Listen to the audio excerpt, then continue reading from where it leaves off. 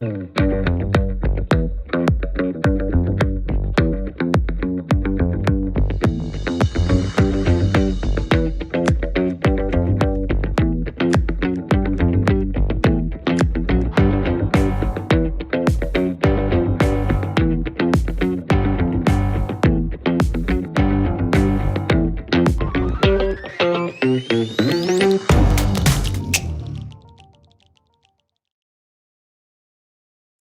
Good evening and welcome to the breakdown. I am Tara Setmayer. This is the Rick Wilson, and we are 43 glorious days away from President Joe Biden taking office. Thank you, Jesus. So, tonight there's lots to talk about, lots going on since the last time we were together. And our two guests I'm very excited about them because they've written an amazing book called After Trump Reconstructing the Presidency. And that is Bob Bauer and Jack Goldsmith. They are the authors of that book. They'll be joining us in just a few minutes, and we'll be talking about what does life after the Trump presidency look like, and their thoughts on that. So stay tuned for that interview. And as always, we want to hear from you. Hashtag Ask the Breakdown. Send us your questions on Twitter. There it is. Ask the Breakdown, and we have live guests tonight. So check us out, New School. Call us on the Zoom line. There's the meeting ID. And if we like your question, we'll bring you on air live tonight. So we'll be taking your questions, as always, throughout the show. So, Rick, we were just talking before we talk about Safe Harbor Day. We were talking about Chuck Yeager. And a lot of people may or may not Yes, we know that were. you are actually a licensed pilot. And I am you have a indeed. Chuck Yeager story. When I worked for the Department of Defense back in the first Bush administration, I almost got a chance to go fly with Chuck Yeager one weekend at the Andrews Air Force Base Air Show. And it didn't work out in the end. And it's one of my great regrets. I got to meet the general a couple times over the years, and he was just as as cool and as laid back and as earthy as you could possibly imagine. And this was a guy who I'm going to pilot nerd for a second. He was considered one of the greatest pilots of all time for a good reason. He was a phenomenal pilot, a great fighter pilot, a great pilot, a great test pilot. And he said one time, and the New York Times quoted it. He goes, "I was afraid of dying all the time. That's why I always did my best to understand my equipment, to understand the aircraft." And he was just a great example as an aviator. And he and his friend Bob Hoover, for the pilot nerds watching tonight, as I jokingly, not jokingly, but sort of coyly tweeted today, you're clear to the heaven VOR general, and Bob, it's clear, ceiling and visibility unlimited. Bob Hoover's going to join on your wing. They were inseparable for many, many years as fellow pilots from World War II and Vietnam. And so he was just an amazing American and an amazing character. And I just many people have forgotten that generation, and a lot of people don't know who he was. But he was a hell of a character and a hell of a pilot, and we'll miss him seriously. He died at the age of 97, so he had a full run all the way down to the numbers, as they say. So Yeah, that's it's 2020, we've lost so many greats, and yeah, people from, for me growing up, you're a little older than I am, but I can remember anytime you thought about flying, as a kid, for astronauts, for me as a woman, it was all about Sally Ride. And when we talked sure, about fighter pilots, and it was Chuck Yeager. And I remember my first computer was a Commodore 64. And one of the yep. first games on that Commodore 64 was a Chuck Yeager game, and you remembered the name of it. What was the name of the Jaeger game? Air Combat. That was it. That was I it. had And it I on would just my Apple IIe back in the day. well, you were fancier than I was with the Oh, Apple. But but yeah, I can remember like being so excited because that was, you didn't have video games on your computers like we do now. You had Atari and ColecoVision right. and stuff, and the graphics were not like what we have now with VR and No, everything. no, I not at remember how all. cool playing that game was, trying to land and trying to fly. It was cool. So Yep. shout And out, he rest in peace, and Chuck Yeager. and they had voice samples of the general in the game. It's like, it's a great day for flying. That's right. That's right. Rest in peace, Chuck Yeager. Another part of my youth, and another Flying great west. American gone. Well, Yep. it is Safe Harbor Day. Happy Safe Harbor Day. Not Pearl Whoop Harbor Day. whoop. That was yesterday. a day of infamy. But today is Safe Harbor Day, which is what? This is one of the first major deadlines in this whole electoral college conundrum, kerfuffle thing that we're in.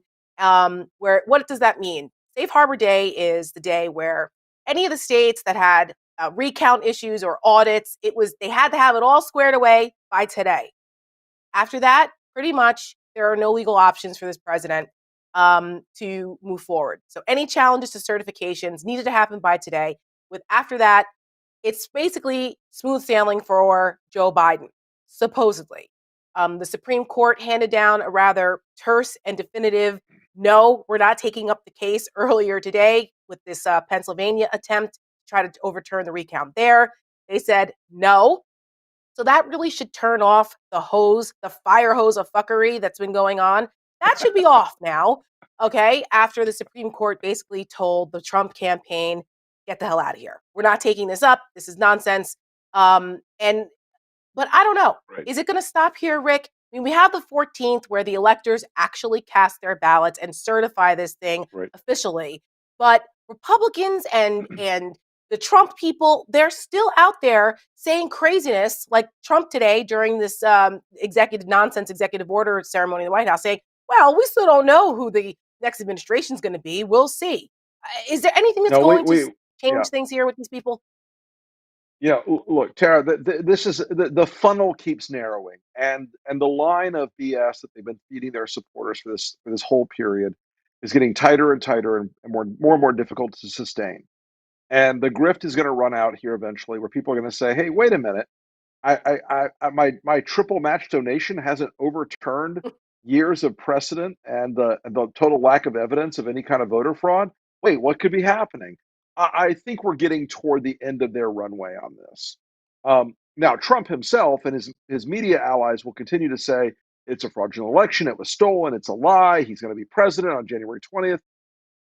But even folks out in the world now are realizing that there is no Deus ex machina going to happen here. There is no miracle coming down the pike.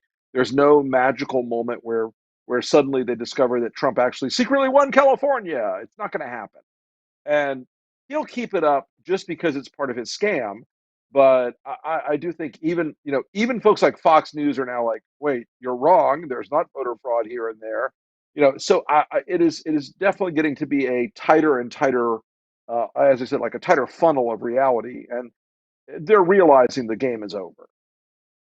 I hope so. I mean, the reports are out there now that the Jim Jordans and Matt Gaetz and Andy Biggs and some of these other idiots in Congress, they want to take this now to a floor fight in January. And again, this is another last ditch effort. It's like that scene in Dumb and Dumber where So Jim you're saying Carrey there's a says, chance? right. So she's like, 1 in a million. He's like, oh, so there's a chance. No, there's not a chance anymore at this point. Really, and Trump knows it, and so do the people Of course who not. are doing this. They know better. But to your point, they've raised $207 million in this Yep. grift, in this alleged legal defense Mhm. fund, which it's not that. It's a slush fund for Trump.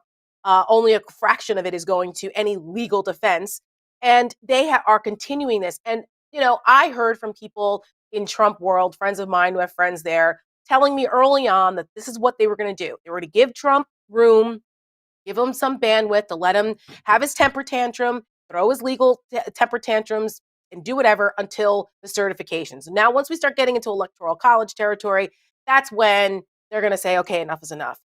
It doesn't seem like that to me. It seems as though they're continuing this, they're ramping this up. The rhetoric coming out of this president, like at his rally over the weekend in Georgia, is getting worse. There are people that are being threatened. We saw the ridiculousness over the weekend in Michigan, where you had the Secretary of State Benson there. Benison, she's there with her son. They're doing Christmas Right. things, and these crazies show up with, armed and chanting with bullhorns at night, intimidating her about being a Yeah. traitor because they certified the election in Michigan where Trump lost by 150,000 votes. I mean, they are not tamping this down. And that concerns me that they're continuing even beyond these safe harbor deadlines, perpetrating this absolute fraud that's hurting our democracy. Um, I just don't know what it's going to take for them. I've been in a lot of meetings over the last couple of weeks about how we move forward as a country, what happens to the Republican Party, and a lot of people just cannot believe that Republicans are still behaving this way. Ted Cruz offering to argue a case in front of the Supreme Court, which is never going to happen because the Supreme Court told him no. But what is he doing? He knows better. He went to Harvard. He's not a dumb guy. So, we're going to continue to watch this and call them out for this ridiculousness and irresponsibility. It's really irresponsible and shameful what they're doing.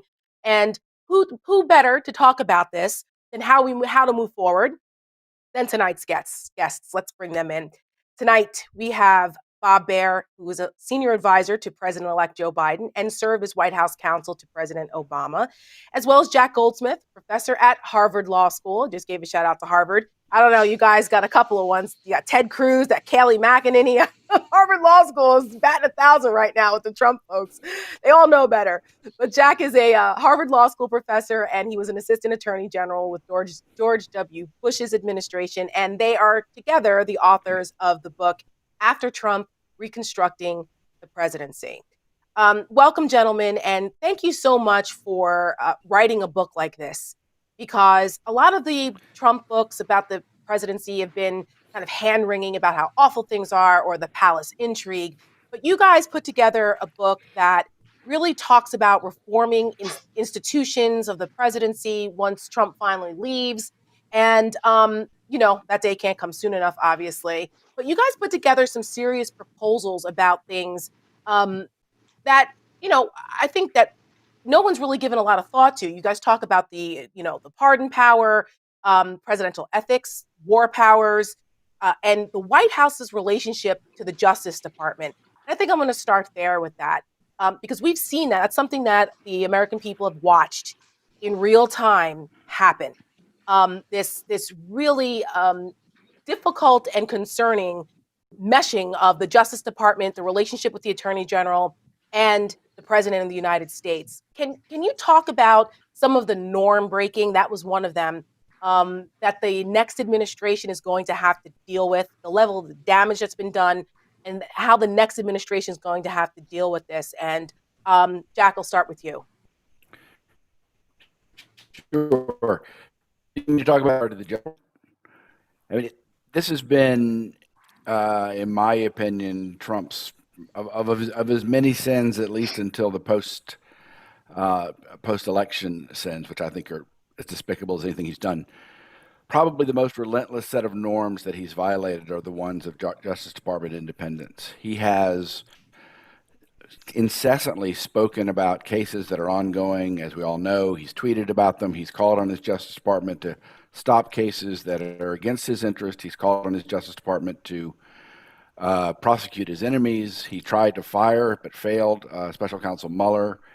So these are all norm violations and many, many more that violations of norms that have been accepted since Watergate, that other presidents followed, and Trump has just totally bulldozed through them. What do you think has been the most damaging norm-busting thing that Trump has done? One or two. I mean, I think that there's a lot, but what are some of the most concerning to you that you think may be the most difficult to rein back in? Well, I actually think that the thing that's actually that he's done that's the worst is what he's been doing now. I mean, there's been a very deeply accepted norm that presidents who lose and presidential candidates who lose for the sake of democracy, our democracy, and they use those terms, say that they'll do everything to support the winner and they acknowledge their defeat. It's very hard to legislate that. It's very hard to have a law that requires the president to behave and act in the interest of the country rather than his own interests. So that's a tough one to fix. We don't talk about that in the book. The Justice Department norms are actually quite difficult to fix. As you know, we have a whole part on it. We've got 5 or 6 chapters with lots of different reforms. Those are very subtle to check. And the problem in the United States under the Constitution is in charge of law enforcement and has enormous power over the Justice Department. And it's hard for Congress to regulate the whole thing. So you have to jimmy up norms.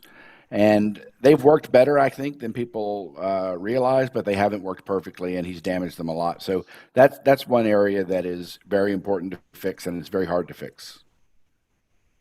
Rick? I think it's very interesting that you and Bob have both sort of taken this approach with this book of looking at the fragility in some ways of the norms, that how easily that these things that were accepted by both parties and both sides of the political equation for so long have just been sort of washed away. And Bob, I'm curious, when we look at the history of how not only in the transitions but in the exercise of power, there's not a wild set of differences between Barack Obama and George W. Bush and Bill Clinton and George H.W. Bush, and Paris Cat has made an appearance. It's been a while. Tiki misses but- everyone. But it's Tiki time.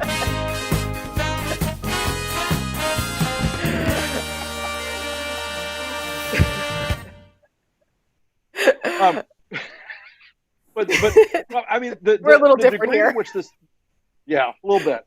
The degree to which the similarities of former presidencies, regardless of their partisan inclinations, held up those norms. It's like the office itself used to have a restraining effect on the behavior of the men who held it. Uh, is it just a cultural norm? I mean, is it? I know legislating it is almost impossible. Is it something about like reestablishing it as a cultural and political norm, or what's your approach on it? Because I haven't read the book yet, but I'm very curious about your take. Our reform suggestions cut across a wide range of areas, some of which, by the way, ought to probably provoke little disagreement. I mean, some of the questions about Right. the Department of Justice and its role in law enforcement, its separation from the White House, do pose challenges, and we do suggest ways of invigorating norms through internal administration, self-regulation, through some statutory reform. But consider, for example, some other norms that would have gone unchallenged, that have gone unchallenged for decades. The production of tax returns, the general expectation that Sure. a presidency is a full-time job, and the president wouldn't run a business concurrently with the presidency and then use the presidency to promote the business. Those norms were never challenged. What is distinctive about Donald Trump's presidency is that he not only does the things that are norm-shattering, but in many respects, he embraces the violation of the norms. He makes no bones about Sure. it. And whether it's he's disingenuous or frankly speaking falsehoods about the reasons why he won't produce his tax returns, or the sham arrangements that he made for separation from his business, which is really not a true separation. One way or the other, he's winking at his audience and saying, look, I'm not going to comply with that. I'm simply not going to do that. And that is really extraordinary. So he's not only breaking the norms, but he's sort of making open mockery of them. I'm curious. One other question I had. They can be addressed He again, waves- this mix of internal regulation and statutory reform. Okay.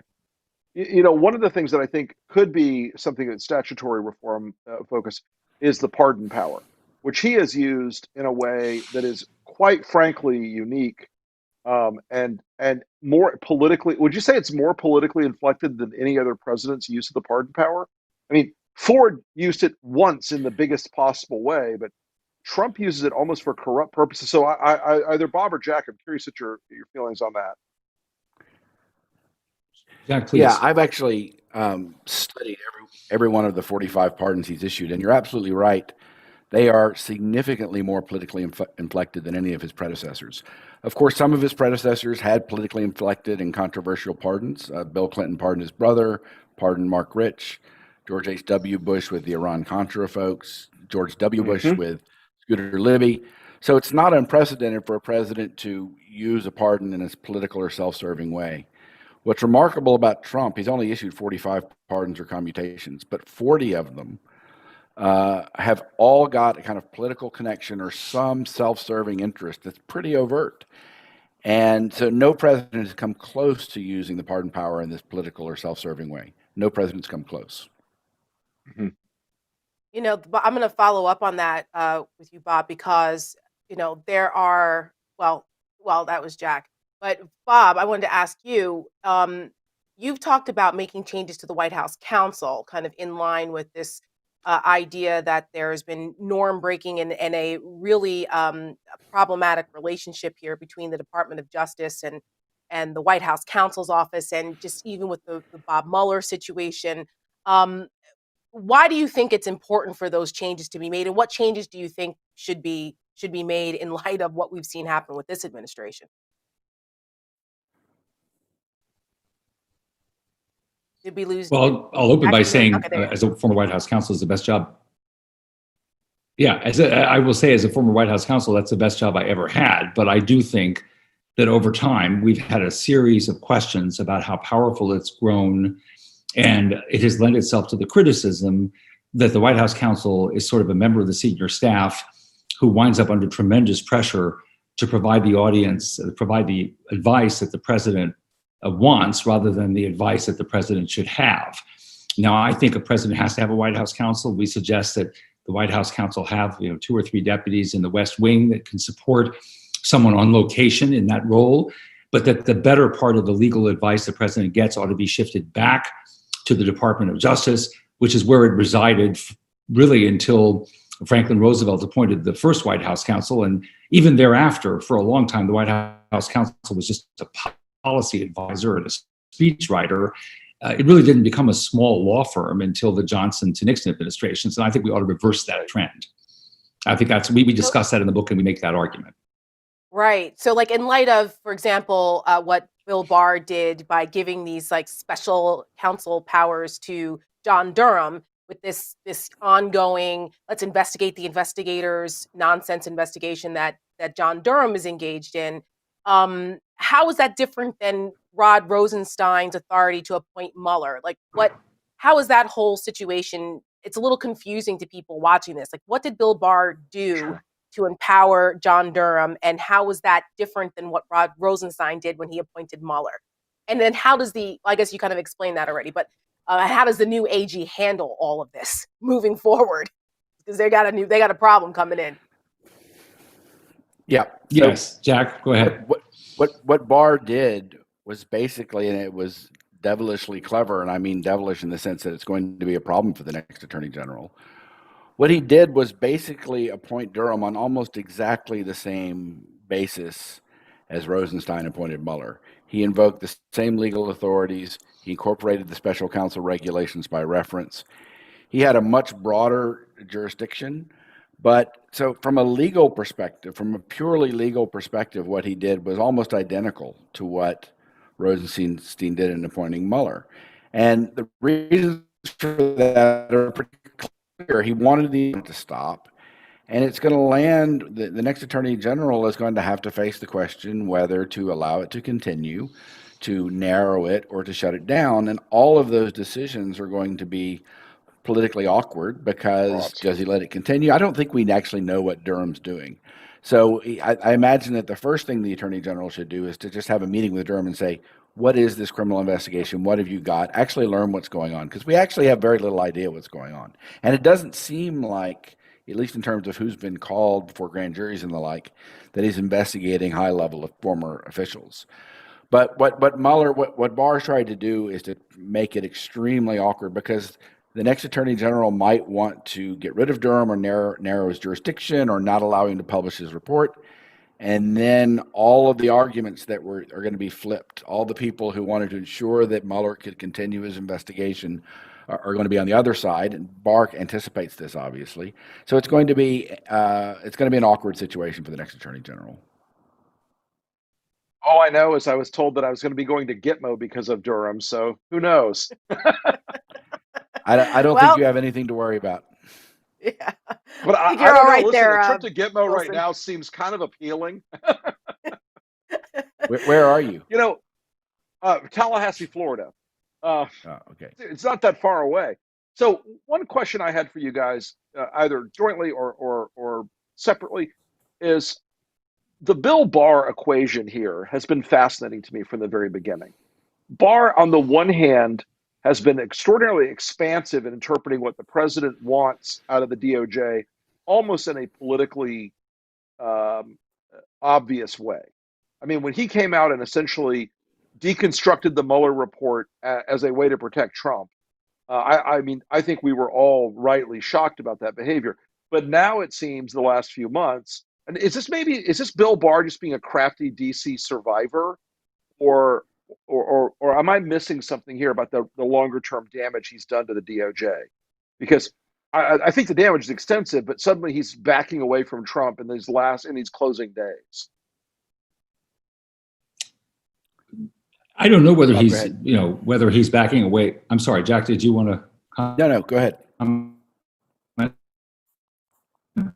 I would say, I don't know if he's actually backing away at this. Okay, I don't know if he's actually backing away at this point. It may be that he has made up his mind with Donald Trump clearly leaving office, and he's not deluded about that. He's decided he's getting out. Now, it is true that on the fundamental question of fraud and whether it was committed in this election, which it certainly was not, that Bill Barr undercut, much to Donald Trump's displeasure, Donald Trump's fraud narrative, his mendacious fraud narrative. It is also, and that suggests that there's a line he won't cross. On the other hand, there were moments in the Barr era, if you will, when Barr said things that an attorney general simply shouldn't say. Frankly, some of his comments about voting fraud by mail were both uninformed and inappropriate. He had to retract one because it was factually inaccurate. He shouldn't have been, as attorney general, basically messaging on the president's fraud narrative before the election. That was a mistake.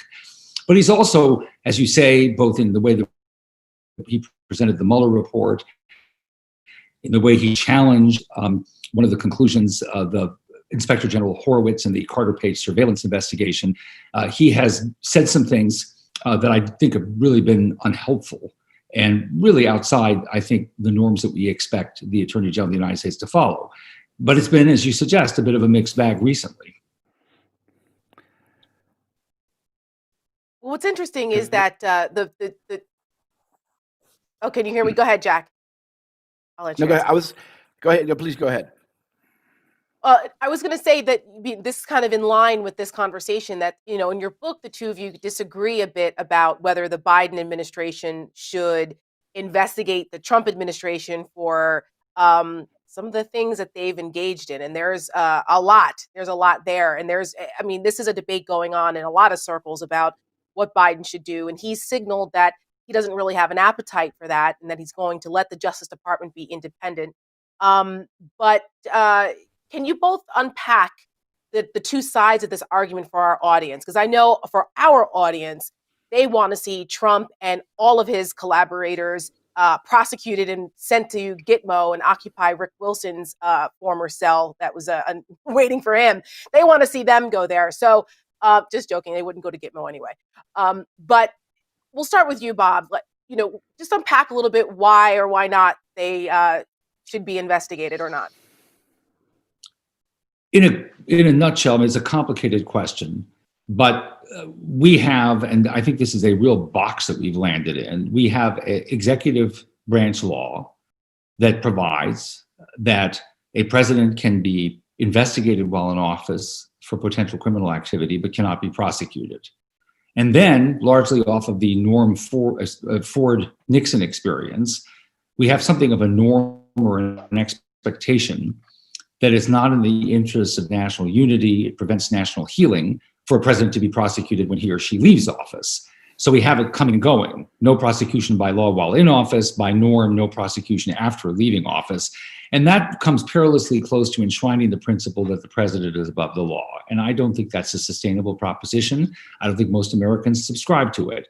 I don't think any American should subscribe to it. Now, it does become complicated. There is a danger that if you don't cabin the criteria by which these things are done, that you have a potential practice that develops of incoming administrations prosecuting outgoing administrations, and that we simply do not want to have happen. But I think there's a way to address that. There's process, there's transparency, there's good judgment, there's distinguishing between what we know and what we don't know. I certainly don't think anyone's really arguing seriously that we should spend 2 years looking for every possible crime that we think he may have committed. But if there's evidence indicating wrongdoing, it should be pursued, whether it was committed before office, certainly then, but also if evidence surfaces of wrongdoing while in office. Jack? Yeah, so I don't have any problem, and I don't know of any argument against the current investigations going on of Trump for his pre-state court in New York and in the Southern District of New York related to his organization and some of his pre-presidential acts.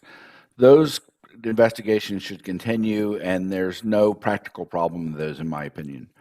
My concern about investigating and prosecuting Trump are the following. First of all, I think Trump has engaged in just incessant malfeasance in office. John Bolton, his national security advisor, said, and I'm paraphrasing only a little bit, that for Trump, obstruction of justice was a way of life. And he just seems to have been such a lawbreaker that it seems like it should be easy to prosecute him and put him away. But it will not be easy. It will be legally extremely difficult, unprecedented. There are massive legal hurdles to overcome, and I don't believe the investigation would actually uncover prosecutable crimes. I think it would be very hard to prosecute. What are some of those hurdles, just for Yeah, people who don't know? Yeah, I can. Like, give an example. I'll tell you what the main one. Yeah, I'll tell you the main one. The main one is obstruction of justice. This is the thing that everyone thinks Trump has done, and he has sought to obstruct justice from any common sense perspective. But I alluded to this earlier, because he's the president of the United States, and because almost every one of his actions, and maybe every one of them where he sought to obstruct justice, has related to an Article III power. It will be very hard with this Supreme Court for the court to conclude that the current laws actually apply, the obstruction of justice statutes actually apply to Trump. This legal problem with having the obstruction of justice criminal statutes apply to Trump are one reason why we propose in the book to clarify, Congress needs to clarify that they actually apply. Mueller dealt with this in his report. Mueller was actually a little more skittish than people realize about how he would be able to obstruction of justice case. But in any event, that's a very hard prosecution to bring against the president, and I don't think it would succeed. If there's not a high chance of success, then you have to ask yourself, what about the cost of the process? It would be really a political circus on Trumpian dimensions that would continue during the Biden administration. It would suck the energy out of the administration. It would make it very difficult for the Justice Department, no matter how objective and careful it was, to present itself as the neutral institution and the depoliticized institution it wants to.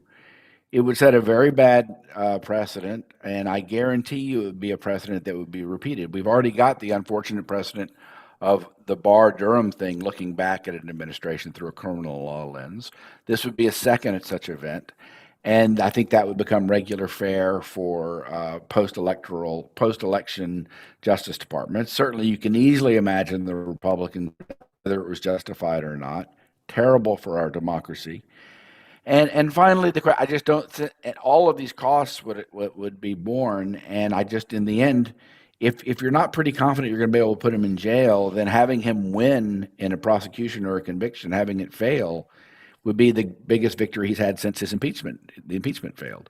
So Right. I just think that it looks easy. It sounds like a good idea, but I think, and let me just say one last thing. I think that the Biden administration will do some kind of investigation. So, and I think it will be very hard to cabin, because there's going to be pressure. They'll probably, I'm guessing, try to do something fairly narrow, not unlike the Obama administration's look back at the Bush administration on the CIA issues. And they said, we're going to have an investigation, but make it very narrow. I suspect that something like that will happen with Trump. I think it will be hard to cabin. And I think some of the things I worry about, we'll see if they come true or not, because I think we are going to see a criminal investigation of a former president. What do you think it's going to be on? What area? Mostly obstruction of justice, primarily. Just in general? I mean, and then you can look into, we've got a bunch of pardons coming up, that there are going to be questions raised about bribes. I think and you know, Trump likes to sell things. He likes to sell things that are of value. I think that the biggest dangers for the president are obstruction of justice and bribery. And bribery would actually be, if there's evidence of that, it would be an easier prosecution than obstruction of justice. All right, folks, there's still hope about that. Go ahead, Rick. Well, I might be wrong. I might be wrong. Well, you never I'm know. not an Never attorney know. steeped in the judicial sense of fairness. I want to hunt them all down with wild dogs, but that's just me. I wonder, though, a lot of the things that have gone on in terms, especially of, there's a a rampant set of stories right now that the FBI is investigating, basically the pardons as pay for play. And Republicans back in the day lost their minds over the Mark Rich pardon, and I thought rightly so, frankly. Um, but a lot of these may seem to be even more transactional, as Trump is certainly known to be, well, transactional. So I'm curious if you think that is an area that's going to. I mean, I think the DOJ could pursue that. If that's proven to be true, that's the sort of area that really speaks to an abuse of presidential power. I think at a really significant level, rather than you know trying to tell Comey not to go too hard on Mike Flynn. It seems like a more bright line test in that I regard. agree. What do you Anyway. think about that, Jack? I agree with you Yes. that if there's decently clear evidence of a transactional bribe in exchange for a pardon, for other, that is an easier case to bring. And I think Bob's arguments would be more powerful in that context. And for what it's worth, the obstruction of justice concerns I have are grounded in some old Justice Department opinions and the way they view the law on related to statutes like obstruction of justice. But the Justice Department has made pretty clear, contrary to the concerns I had about obstruction of justice, that the president doesn't have protection from the bribery statute, and that the kind of Article 2 concerns I had about obstruction of justice wouldn't apply with regard to bribery. So I do think that is a cleaner case, and it would be a stronger case for going forward. Bob, before we go, I wanted to ask you, since we're now living through this transition, and it's a transition unlike any other. What are some of the particular reforms that you see need to be put in place so that some of this that's going on during the transition is a bit more, there's something that's codified that prevents this, as opposed to just norms and expecting that the president will be a decent person who respects tradition? What are some of the reforms you see that should be put in place after what we're going through now in this transition? Certainly. Well, I think a key reform is to prevent what happened under the Transition Act, where the General Services Administrator was supposed to clear the full government-funded transition on a finding, which has never been a complication in the past, about who the apparent winner was. And as you know, that was delayed for several weeks because the GSA administrator was sensitive to the president's refusal to concede, apparently sensitive to it, and also decided that it was important for her to withhold judgment until recounts and lawsuits had somehow settled out. Now, eventually she did make this so-called ascertainment, and the transition did go forward, but that just cries out for reform. In the past, these ascertainments, the apparent winner has been known, and the transition has proceeded within 24 hours of Election Day. And there's precious little time for transitions to take place anyway, from Election Day until January 20th. So that statute needs to be amended so that the administrator cannot in the future claim the kind of discretion to delay the transition that this GSA administrator, who is a political appointee, did. Jack, do you have any transition reforms that you think we need? No, but I'll say this. No, I don't. I mean, the main area, unfortunately, as I said at the very top, this is a context where, I mean, we have a lot of proposals in our book about how to fix norms, turn them into law, make them more robust, even as norms. Unfortunately, and Bob's thought about this more than I have, but unfortunately, this is an area, it's just very hard to have legislative reform. You just have to elect a president that falls within that broad range of reasonableness and some commitment to the Constitution and country. And I don't think that there's much that can be done to prevent a president from basically trying to trash and delegitimate the process. But I will say this, I think this is very important. Our system has done, we're not there yet, but as you said at the top, we're almost there. The system has held up remarkably well, if in the face of really an unprecedented, unthinkable onslaught. And the idea that the president would be trying to coerce state legislatures into basically violating the law to swing the election to him and putting political pressure on them, and that the Republicans would be going along with it, and that all of these state actors and federal judges, many of whom were Trump appointees, would not go along with it. Again, we should not be complacent ever, but I think we should appreciate that the system, it's been nail-biting, it's been gut-wrenching. That's what Trump tries to do. He tries to discombobulate us all. But in the end, the system has worked remarkably well. And again, I don't. So I don't think we can do much to make a future President Trump behave better, other than the reform Bob suggested. But I do think we should take some solace from how the system's worked. There will hopefully never be another future President Trump, not if we have anything to say about it. The Indeed. last question, right? Indeed. Last question before I let you guys go. It's a very simple one. Can Donald Trump pardon himself, and will he before he leaves? Jack, I'll start with you, and then I'll let Bob get the last word. I mean, he can write the piece of paper and sign it. I do think he will. Whether it is effective, I'm not trying to avoid the question. I don't think there's an obvious legal answer. I don't think. Here's a prediction. I can say this. I don't think that the Supreme Court would uphold a self-pardon. It would take a long time to get there. You'd actually have to have a prosecution and investigation. Trump. You'd have to have a long lid in light of the pardon. The Constitution's silent on this question. There's no precedent for it. There's one sentence in one Justice Department opinion saying you can't do it. But I think for a whole bunch of reasons that the Supreme Court would not allow it. I think there'd probably be 5 votes to not allow it. I agree with that. Yeah, I agree with that. Jack and I propose that Congress should go ahead and legislate against self-pardons, just lay down a constitutional marker and try to influence the court in that respect. And I think that Jack is correct about what the ultimate outcome would be. And I just want to end, just say one last thing. You were talking about, hopefully we'll never have another Donald Trump. The reason this reform program is so important, whether it's in every respect what we would like to see or how other people would add to it or subtract from it, is that there may well be another Donald Trump, and more competent and more deft and more diabolical than even this Donald Trump is. And our concern is that unless you shore up the weaknesses in institutional presidency, we've seen how dangerous that can be. Absolutely. No, you're absolutely right about that. Go ahead, Rick. I want to thank you guys both for being with us tonight, because the Lincoln Project is, yes, we're a super PAC, but we are fundamentally now a pro-democracy movement, and a group that believes in strengthening the underpinnings of the things that have made this country a successful and robust republic for over 240 years now.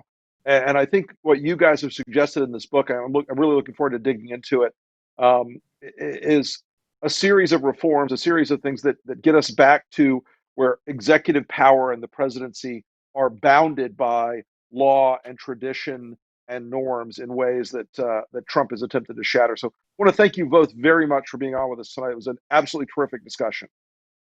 You're very kind. Thank you very much. Thank you guys so much. Thank you very much for having us. Thank you. Be sure to check out their book, After Trump, Reconstructing the Presidency. That is Bob Bauer and Jack Goldsmith.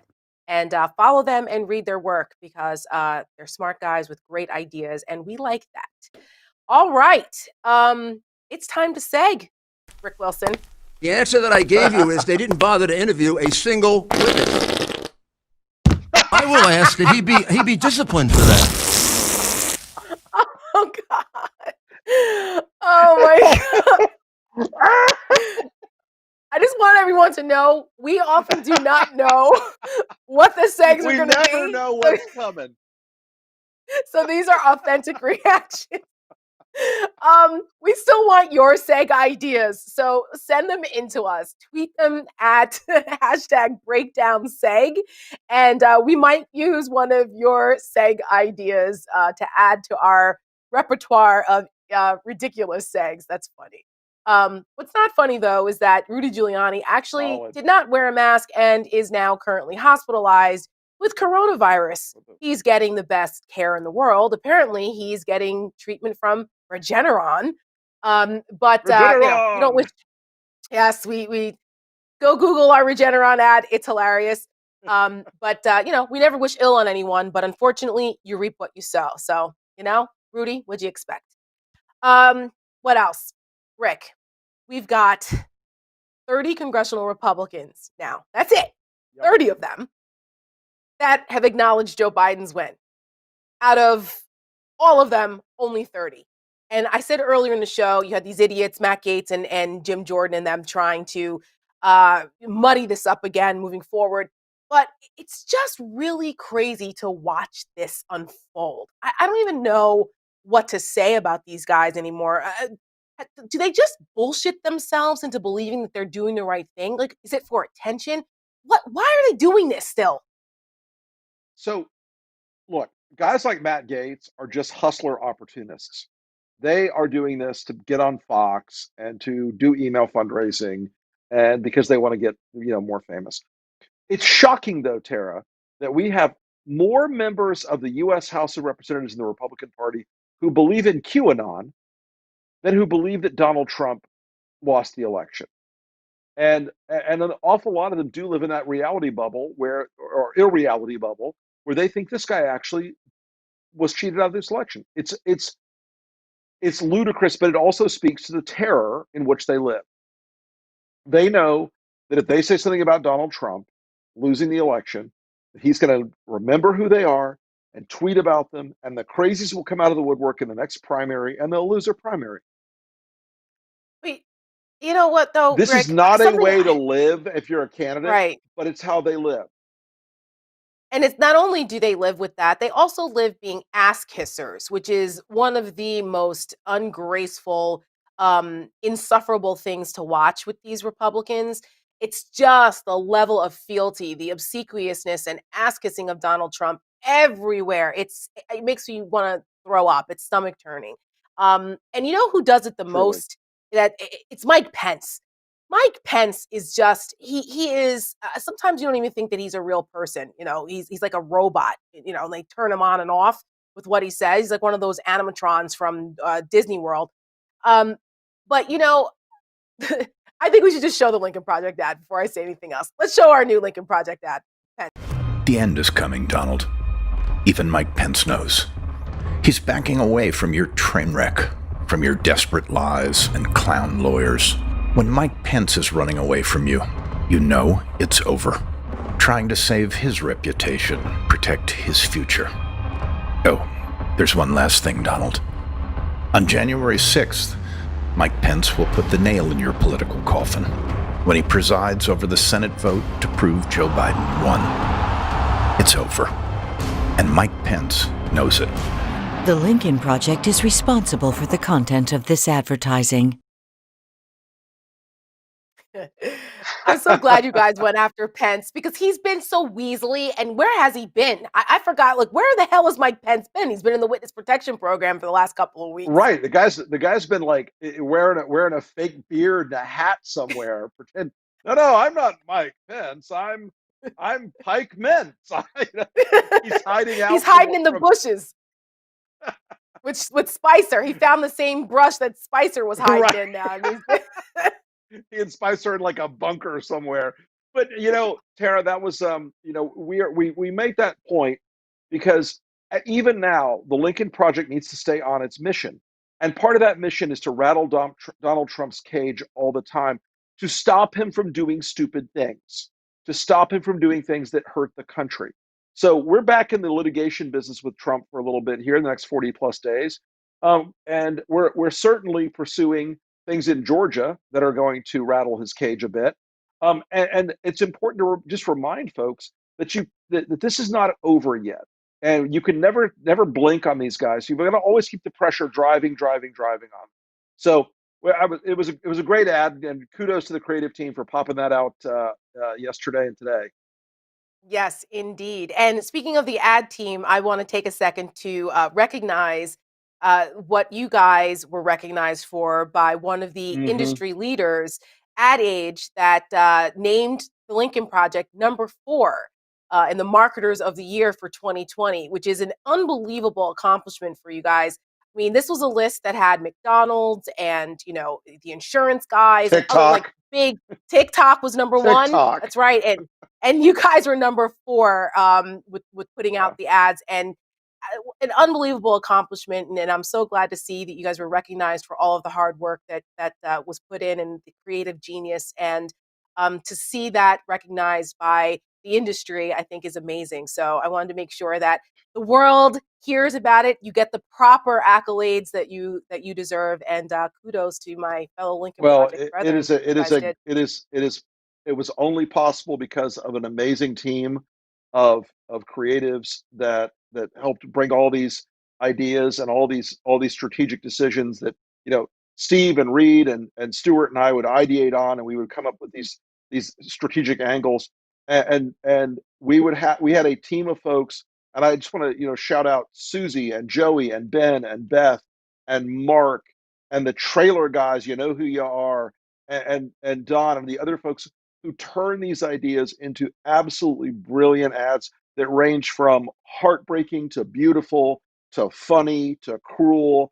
And we were so blessed with a team of people, and my deputy Laura Burns, who made all those production trains run on time, is just absolutely vital to this process. And it was just a fantastic team of people who were able to come together, and they were motivated at the highest possible levels to make this thing work, and they pulled off production turnarounds that one of the things, we've been contacted by a lot of major ad agencies and companies. So like, how do you make ads so quickly? So, we do it because we never sleep and we drink too much caffeine, and we work all night. But it was a tremendous honor, and I just want to to recognize the work everyone under the umbrella the creative team did on this, and I'm so honored to have them on my side and to have them doing work for us, and they're going to be doing a lot more as we go forward. That's amazing. You guys deserve all of that credit. And we thank you guys, all of the supporters of Lincoln Project, because without you, Rick and Stuart and Reed and all of the team, their ideas could never have become the products that you saw. So thank you to all of our Lincoln Project supporters, and we appreciate your continued support of our mission. Moving forward, Completely. let's just really, before we start taking calls, what have we missed? What's happened since the last time we were here? Let's roll our meanwhile. We are seeing more deaths than ever before in this pandemic, more hospitalizations and cases. We're in a very precarious situation right now. Authorities have raided the home of a former state official who has said she was ousted earlier this year for refusing to censor the state's coronavirus data. Police, come down now! He just pointed a gun at my children! The White House is pushing back on reports the Trump administration turned down an opportunity to buy millions of extra vaccine doses from Pfizer over the summer. The Arizona legislature has been shut down after news broke about Rudy Giuliani testing positive for coronavirus. Maybe sometimes we're too nice. Maybe sometimes we're too decent. Yet again today, there was nothing about the skyrocketing cases from outgoing President Donald Trump. I probably worked harder in the last 3 weeks than I've ever worked in my life. In some ways, this is like the president taking a victory lap before the game is over. How is it that Trump is busy going around the country to not be talking about this COVID? This is treasonous what's going on right now. Thank you very much.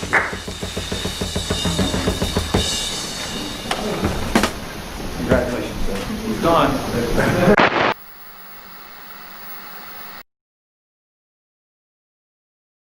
43 Tara, more days more and America can say he's gone. Go ahead.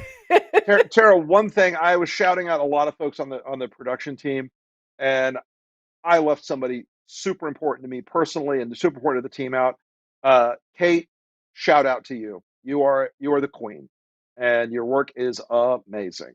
So I meant to. Right. I'm sorry I skipped that one, and also Jeff on the Rapid team. Just wanted to.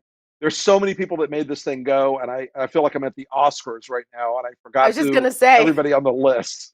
I'd like to thank my. I know it's like, that's right. Now you know what it feels like when they forget somebody really important, up at the Oscars. I'm like, we're so sorry, but you made up for it. So thank you. So Biden is continuing on with his adulting as president-elect, and he's made some major announcements and major staffing announcements since last time we were here, including the CDC director. Everyone is very excited that we're actually going to have someone who's competent, a scientist, outspoken, very accomplished in that position, particularly with the vaccine distribution issues that will come up that Biden will have to handle. Something else that Trump and his minions are making more difficult for the Biden transition team, which in turn is just hurting the American people. This temper tantrum that Trump is throwing really isn't, Biden's still going to be president come January 20th. All these delays and these intransigent acts by Trump and his people are simply hurting the American people. And Jared and the rest of them going along with this, cacophony of chaos that is a daily occurrence with these people. It's just infuriating. But again, that's why we always reiterate 43 more days. We have the countdown because these people will eventually be gone out of here. Yep. We heard about in the UK today, the first Pfizer vaccinations were administered. We also heard about how Donald Trump and the administration blew a deal with Pfizer to pre-order a larger amount of vaccines for the American people. What happened to America first? What happened to that? That was out the window, apparently. The deal maker, isn't that why you people voted for him, you Trump supporters, so he can make deals? Well, that didn't happen because when it comes to your lives and the lives of the American people, Donald Trump doesn't give a shit. And we've seen this again and again and again. Here's another example of that. But Joe Biden made a COVID announcement today with his plan for what he wants to do for the first 100 days. And let's roll it. Today, I'm announcing that in consultation with Dr. Tony Fauci, we developed the first 3 objectives of the new initiative that I'm asking this team to complete once I'm sworn in our first 100 days in office. My first 100 days won't end the COVID-19 virus. I can't promise that. But we did not get into this mess quickly. We're not going to get out of it quickly. It's going to take some time. But I'm absolutely convinced that in 100 days we can change the course of the disease and change life in America for the better. Wow, a president actually, or a soon-to-be president actually acting like a president. It's a shocking development. So, we don't know what to do. Right? I'm sort of stunned, right? Hey, so right? let's get to our first caller. Right? Who do we have?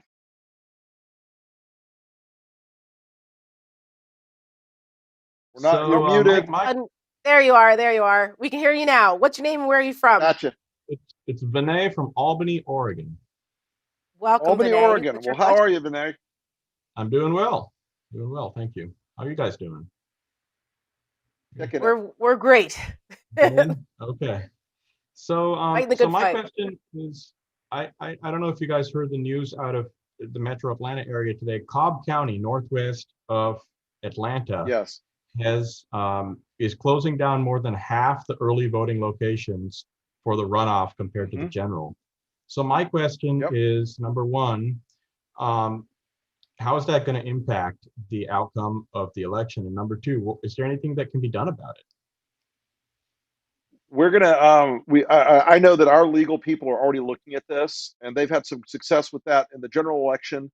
And we'll give you guys an update in the next 24 hours on that.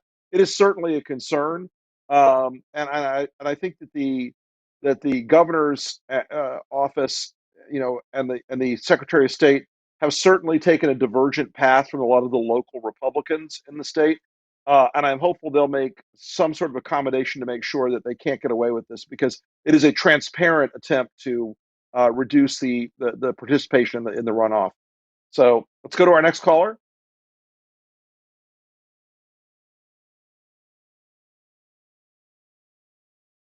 They're muted. How you guys doing? Hold on. Congratulations on the award. Nice work. Thank you very much. About the work you're doing with the New Georgia project. I did some phone banking for the Biden campaign, and I'm doing a little bit now. I'm a policy analyst, but I've got a call from some field organizers. There are 17 organizations they could find that are making calls into Georgia. And I have a grave fear that there is going to be just a crazy amount of overcalling that's going to make people mad, not make people want to vote. And I'd love it if you guys would look into this. I've got information I'm going to email to you, but it's a huge problem. Send it over to us. I will. Send it over to us.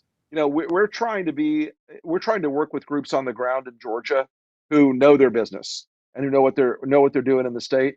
And we've certainly got a lot of folks flooding into that area that are interested in helping in this race. So we'll have a look at that. And thanks for your call. so much going on in Georgia. My God, Rick. So much. It's So nuts. much. It's not. Did you while they're getting the other caller queued? Did you what did you think of the debate on Sunday, the Georgia debates? How pitiful is David Perdue to Oh my actually have an God. empty stage? And of course, Kelly Loeffler, it's a noun, a verb, and the word communism in every other sentence. It's crazy. Yeah, it's a noun, a verb, communism, and that she seems to be able to fit in between her hair extensions, and that entire look was just I was not feeling it at all.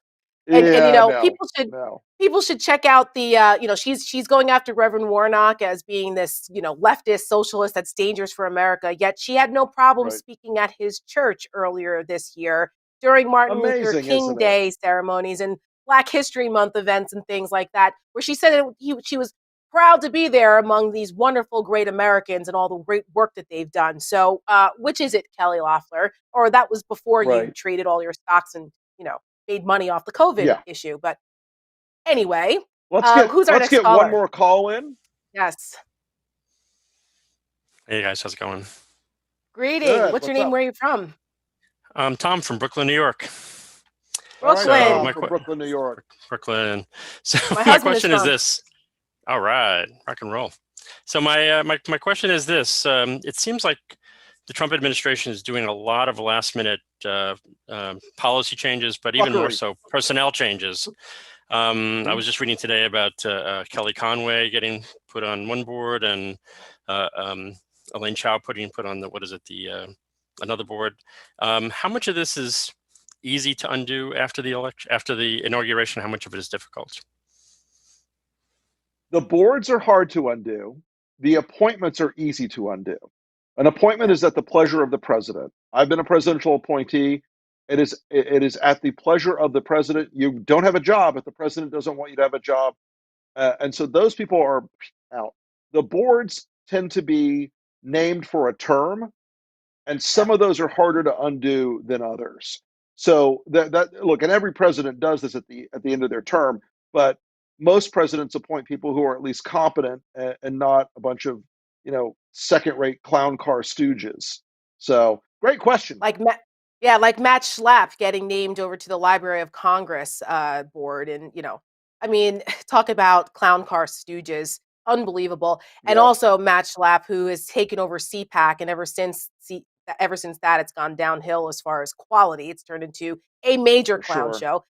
They just announced today that these idiots are actually going to have CPAC this year in February in Orlando. There were 20,000 Corona people at Pack. CPAC last year. That's right. We're going to call it Corona Pack from now on. Corona and not Pack the beer, from now people. on. Not the beer. Oh Not my the God. beer. Talk about selfish unawareness. They're a bunch of nihilists, these idiots. Crazy. Anyway. Well, on Tara, that I've note, got a bump for the evening. I know you do. I will close out the show. Rick Wilson, thank you very Thank you much. so I much. will see you on on Thursday night. Indeed. And I'll call you tomorrow And about that thing. thank you. Later, Rick. So tonight, Thanks, our quick guys. call to action is this: wear your mask. We saw Joe Biden's announcement today. We saw him adulting being the what a president-elect should look like. The cavalry is coming. This idea of who cares? There's herd immunity. Don't wear a mask. It doesn't matter. People are dying by the thousands every single day. And the worst is still yet to come. With Thanksgiving gatherings, we're starting to see the numbers increase. With Christmas, the numbers will continue to increase because Americans are not listening and they're still going out and gathering and not wearing their masks. So the call to action tonight is please, please be responsible, wear your masks, and we will be able to get this thing under control once this administration is out. But we can start before that. And 100,000 lives can be saved between now and April if we wear our masks. All right. As we close the show, I just want to remind folks to watch our sister show. It is Vote for America, hosted by our good friend, Jennifer Horn. And you can see the show Thursday at 2:30 p.m. Eastern. You can find it right here on the same channels, streaming across all of the Lincoln Project YouTube channels. And I'm going to leave you tonight with our last word from our podcast with Ron Steslow. Susan Del Percio was the guest, and she talks about how many times does Donald Trump want to lose the election? It's a great conversation since they're 1-4, 46, 47 now. I can't keep up with all the losing in court. So good night from the breakdown and check out the podcast. We'll see you Thursday. It comes down to how many times does Donald Trump want to lose the election? He keeps losing. Every week, almost every day, he has a lawsuit somewhere and he loses it. He's lost a Georgia recount 3 times already. In Wisconsin, not only did he lose it again, but Joe Biden got more votes as a result of the recount. He is clearly unhinged and just focusing, of course, on himself.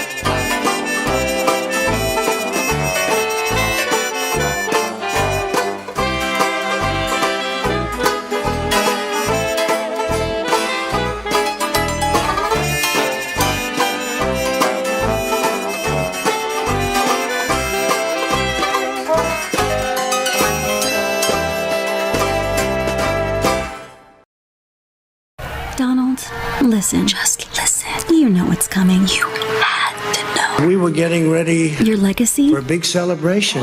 Failure. It's over. And all of a sudden it was just called off. Your future? You failed. What future? Joe Biden and Kamala Harris will receive the most votes of any presidential ticket ever. Ouch. No legacy. Lawsuits. Lawsuits. Massive debts.